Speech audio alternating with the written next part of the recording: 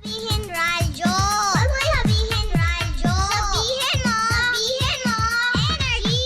Energy!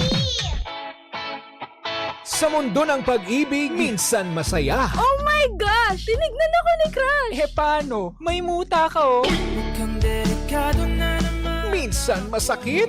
Grabe yun. Hanggang ngayon, nagre-relapse pa rin ako. Ito'y lilisan na. Minsan, sin-zoned. Aruy! Saklap! Pero dito sa Energy Love Lines, hindi ka nag-iisa. Yes! Like you and me against the world! Go, go, go, Pangga! Di man araw-araw na nakangiti.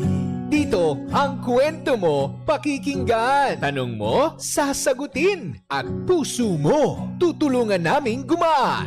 Kasama ang Energy Love Lines. Kung saan may makikinig at may mag-a-advise. Energy Love Lines. Sa 106.7 Energy FM. Kahit minsan, supply. Sheena!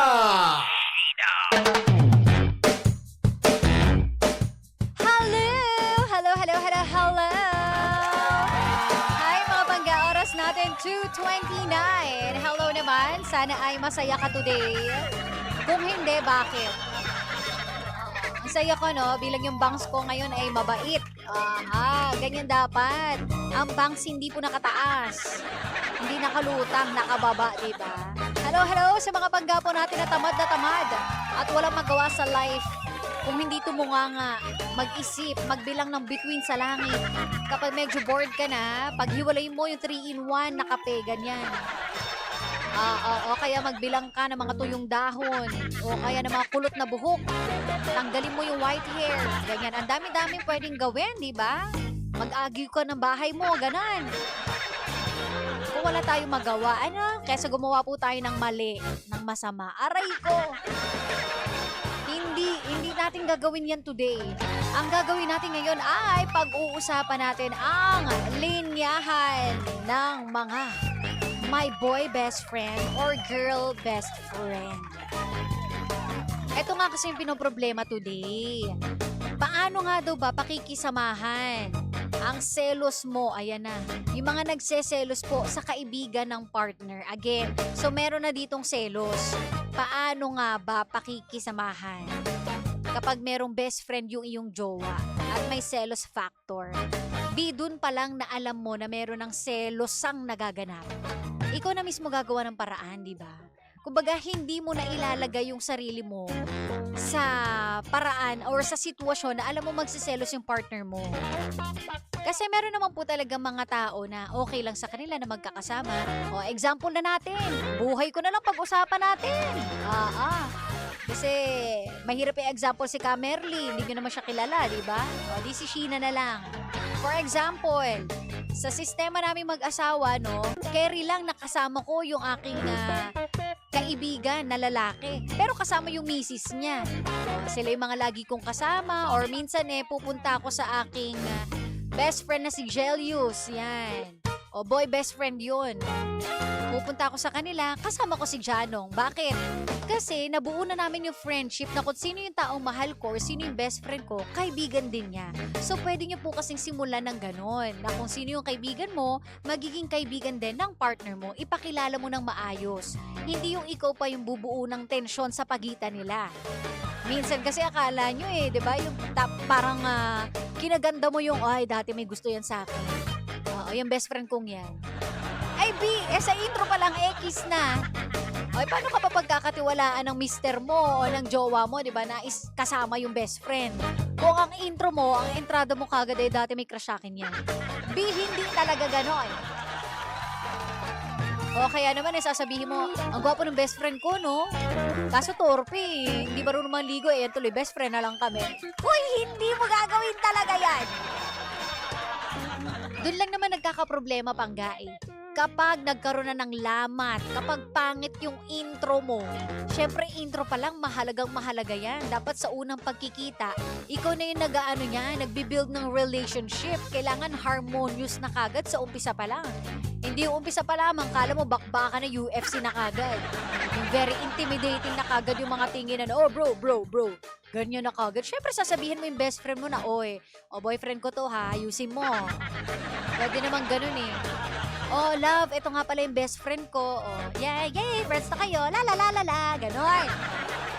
Depende yan sa inyo, pangga, 'di ba? Pero kapag kung ganito naman po ang sitwasyon na yung mismong boyfriend mo na or girlfriend mo na, mismong karelasyon mo na ang nagsabi na, love, I'm so sorry pero parang hindi hindi ako kampante na kasama mo yan eh. Respeto mo yung sinabi ng karelasyon mo. Siyempre, sino bang sasamahan mo habang buhay? Yung best friend mo ba? Yung karelasyon mo. So kapag siya hindi komportable, kapag nakaramdam siya ng kahit ano, siya pa rin irerespeto mo, kausapin mo yung best friend mo. No? Kung malalim naman po ang pagkakaibigan ninyo, mauunawaan yan ng best friend nyo. Ako, nagigets ko yung mga ganyan kung meron mang sitwasyon na, alam mo yon, medyo awkward. Pag mahal ka talaga ng kaibigan mo, maiintindihan niya. Ako ay 100% na naniniwala doon. Maiintindihan ng tunay na kaibigan kung ano yung pinagdadaanan mo. Hindi yan magtatanim ng sama ng loob. Kasi nga mahal ka niya eh. So kung saan ka komportable, kung saan ka magiging masaya, kung ano yung pinili mong desisyon, susuportahan niya yan. Ganon ang pagkakaibigan. Suportahan. No? Kumbaga, sige friend, kung yun ang ano niya, okay lang. Pero baka naman kasi may malalim na dahilan kung bakit ganun yung nararamdaman. Bakit may awkwardness na nararamdaman, di ba? Or baka may issue siya. Naranasan niya na ba yun sa dati? Or baka meron lang talaga siyang problema sa mga boy best friend na ayaw niya. Pwede rin naman yun. And isa pa, sa pinakamalaking problema dyan, pangga, ay kapag si best friend, siya na yung nagde-decide ng buhay mo, yan. Yung tipong umaabante na si Beshi na, ay, B, mas marunong ka pa sa boyfriend, sa girlfriend. Yung tipong sa best friend na nagtatanong na, ano kayang desisyon? Yun totoo. Siya na yung nagdidikta. Kapag yung best friend mo nagtampo, affected ka ng bongga, tapos sasabihin mo, oy, butahan ko lang yung best friend ko ah. Sad kasi siya eh. Kasi hindi ko sinunod yung gusto niya. Pero yung boyfriend mo or yung girlfriend mo, iba ng suggestion sa'yo. Ang susundin mo si best friend, ay, be cannot be. Oh. Kapag, eto na si best friend lang yung favorite mong kasama mo sa lahat ng bagay, sa hirap at ginhawa, mas alam ni best friend mo yung favorite color mo. Si best friend mo yung nauuna mag-surprise sa'yo, itatago pa dun sa karelasyon mo na may surprise siya, ay iba na yun. Ano na yung karelasyon mo? Figurine, display lang. Diba? Biro mo, si best friend ang shoulder to cry on mo. Si best friend ang hatid sundo sa'yo. Si best friend ang kasama mo sa sa family reunion. Kapag may namatay doon kila Kabelinda, siya yung kasama mo. Ibis na yung karelasyon mo, ay medyo na talaga yun, B.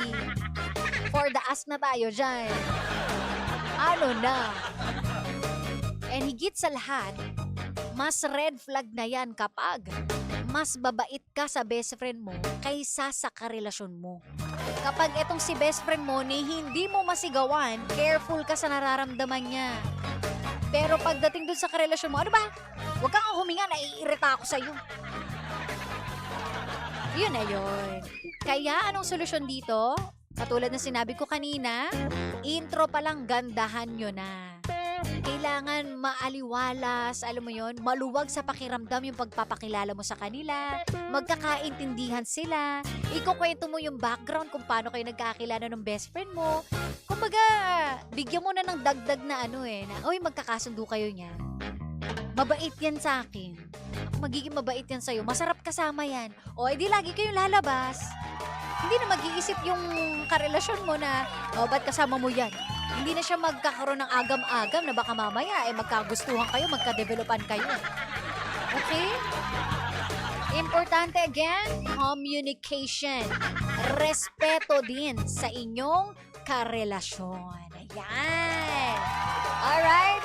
Kaway-kaway tayo sa ating mga boy best friends and girl best friends. Ayan.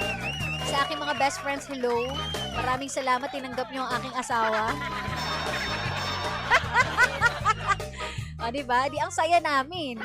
Ganun lang dapat, Pangga, para ma-maintain natin ang happiness and harmonious relationship, kailangan natin gawan ng paraan. Tayo ang kumilos, hindi naman sila dapat ang kikilos dyan. Alrighty? At dahil dyan, maraming salamat sa inyong lahat, mga Pangga, sa mga nakipagkwentuhan. At kung gusto mo ng umaatikabong chika, susunod na, Kapitana Sisa. Konting palambing naman. Like, follow, and share, Sheena 1067 po or Energy FM 1067. Ayan, thank you so much sa inyong lahat, mga Pangga. And hello po sa lahat ng mga nakatutok today. Goodbye. And have a nice day. Pag-ibig at kapayapaan sa inyong lahat. Ako po ay magpapaalam na nakasama at nakakwentuhan ninyo ang nag-iisang pabebot na si Sheena. Dito lang yan sa number 106.7 Energy FM Pangga. Huwag mong sabihin radyo, sabihin mo Energy. Energy.